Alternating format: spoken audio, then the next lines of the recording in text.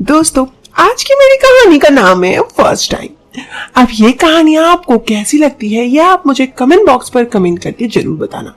साथ ही वीडियो पसंद आए तो वीडियो को लाइक करने बिल्कुल ना भूलना। दोस्तों, अगर आप चाहते हो कि ये कहानी की ऑडियो क्वालिटी आपको पसंद आए तो ईयरफोन या हेडफोन का उपयोग करें। इससे इस कहानी की ऑडियो क्वालिटी आपको पसंद आएगी जब आपके कानों तक पहुंचेगी। चलिए अब इस कहानी को शुरू करते हैं। दोस्तों, आज की कहानी है रोहन की। रोहन कहता है, जब मैं 19 साल का था तब मुझे जैनब, ये काल्पनिक नाम है, कि लड़की पसंद आ गई थी। जैनब मेरी कोचिंग में पढ़ती थी। जैनब का रंग गोरा और वो करीबन 5.5 फीट लंबी थी। जैनब को देखकर कोचिंग और मोहल्ले के लड़के सभी बस देखते रह जाते। हमारी एक कोचिंग स्कूल में ही थी। स्कूल के बाद शाम में 3 बजे से कोचिंग से घर के लिए चल देती थी। मैं पढ़ाई में अच्छा हूँ, लड़कियों से हमेशा दूरी रहने वाला लड़का हूँ। मुझे उसको देखकर ना जाने ऐसा क्या लगने लगा कि इस लड़की के तरफ मैं अट्रैक्ट होने लगा। यही सोचकर मैं कोचिंग से जब भी घर जाने के लिए निकलता तो जैनब के पीछे पीछे कुछ दूरी तक चलता। उसे उसके घर तक पहुंचकर मैं अपने घर चला जाता। लेकिन इन सब में भी मैं उनसे कुछ बात नहीं करता। मेरी इस बात को मेरा एक दोस्त समझता था। पहले तो उसने इस बात पर ध्यान नहीं दिया, मगर जब दोस्तों के बीच जैनब के बारे में बात होता तो मैं उखड़ जाता। ये सब देखकर मेरे दोस्त समझ गया कि जैनब मुझे बेहद पसंद है। उसने मुझसे कहा, यदि तुमको जैनब पसंद है तो उससे अपनी बात कहते क्यों नहीं हो?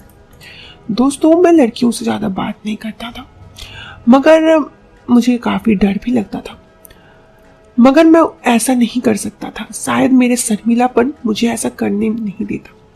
फिर एक दिन की बात है, मेरे इसी दोस्त ने मुझे चैलेंज किया कि तुम यदि उस लड़की को किसी लड़के से बचाना चाहते हो और उसे इम्प्रेस करके अपने पास रखना चाहते हो तो उसे पटा लो, वरना उसे कोई और पटा लेगा।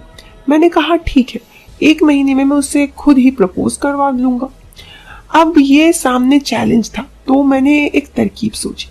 मैं हमेशा की तरह कोचिंग आता जाता, लेकिन पढ़ाई के साथ अब जैनब को भी देखता। इसी दौरान जब उसकी नजर मुझसे मिलती तो मैं नजरें घुमाकर बोर्ड पर ले लेता। इस तरह मैं उसे देखने से 1-2 बार जैनब भी मुस्कुराई, मगर मैं उसकी तरफ से अपना मुंह मोड़ देता।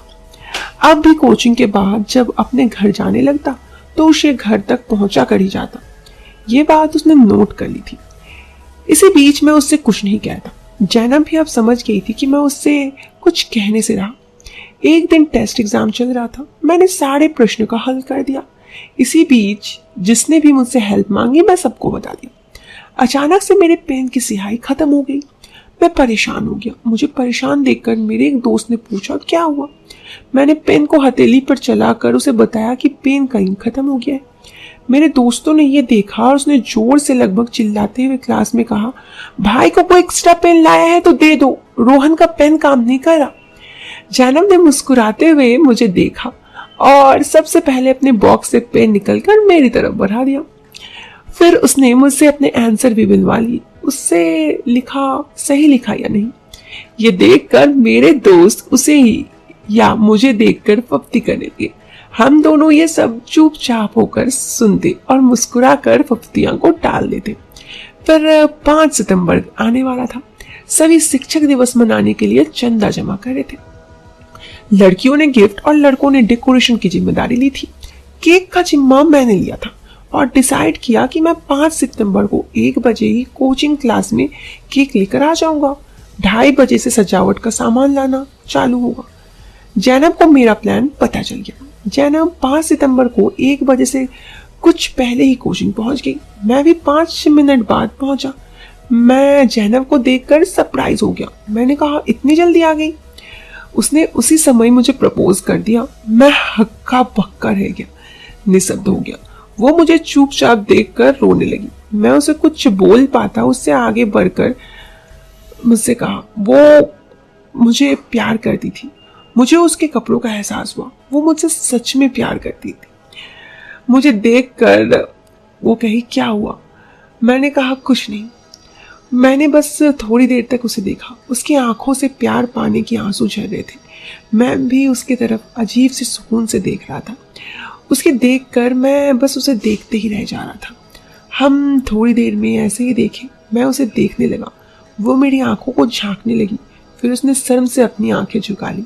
मैं हंस दिया तो वो भी हंस दी। मैंने कहा, मुझे तुमसे कुछ कहना है। वो बोली, अब भी कुछ बाकी है? मैंने कहा, हाँ। तो वो मेरी तरफ देखने लगी। आज मैं उसे पाना चाहता था, इसलिए मैं बिना कुछ कहे बस उसके तरफ बढ़ा। वो समझ गई, उसने नजरें झुका ली। अभी 1 घंटा था, तुम्हारा जवाब जो भी हो मुझे इस 1 घंटे में बता दो। ये कहते हुए उसने क्लासरूम बंद कर दिया और एक एक करके दोस्तों सभी दरवाजे खिड़की बंद कर दी, क्योंकि ऐसे भी अभी कोई आने वाला नहीं था, क्योंकि अभी सब 2:30 बजे तक आने वाले थे। एक मैं और जैनब भी क्लासरूम में थे उस वक्त। उसके बाद ये 1 घंटा का जो वक्त था वो हमारे जिंदगी का अलग ही मोड़ था। यह एहसास मेरे लिए और जैनब के लिए बहुत ही अलग था। आप इसे इस तरह से समझ सकते हैं कि जब सूरज एक गर्म दिन के बाद झलती है, मतलब सूरज की रोशनियाँ कम होती है, तो किस तरह का सुकून लगता है, किस तरह पंछी खुश होते हुए अपने घर की तरफ आते हैं, इसी तरह का एहसास। फिर वो बोली, रोहन, ये बात हम दोनों के बीच ही रहना चाहिए। मैंने बोला, ठीक है। अब तक 2:30 बज चुके थे। मैं उसे केक देखने को कहकर डेकोरेशन का सामान लेने चला गया। अब हम जब भी मिलते हैं मुस्कुरा देते हैं। हालांकि मेरा प्यार परवान तो चढ़ा पर मंजिल नहीं पा सका। उसकी शादी हो गई और उसके बच्चे भी हैं, लेकिन आज भी मुझे वो याद है। वो मेरी पहली प्यार थी और चाहकर भी मैं उसे भूल नहीं सकता। हम दोनों की शादी इसलिए नहीं हुई क्योंकि एक तो हमारा कास्ट अलग था, जिस वजह से घर वाले नहीं माने। दूसरा, उसकी शादी थोड़ी जल्दी हो गई। उस वक्त मैं पढ़ाई कर रहा था। लेकिन आज भी कभी हम मिलते हैं रास्ते में तो वो अपने बच्चों के साथ होती है। मैं उसे देखकर बस मुस्कुरा देता तो वो भी मुस्कुरा देती।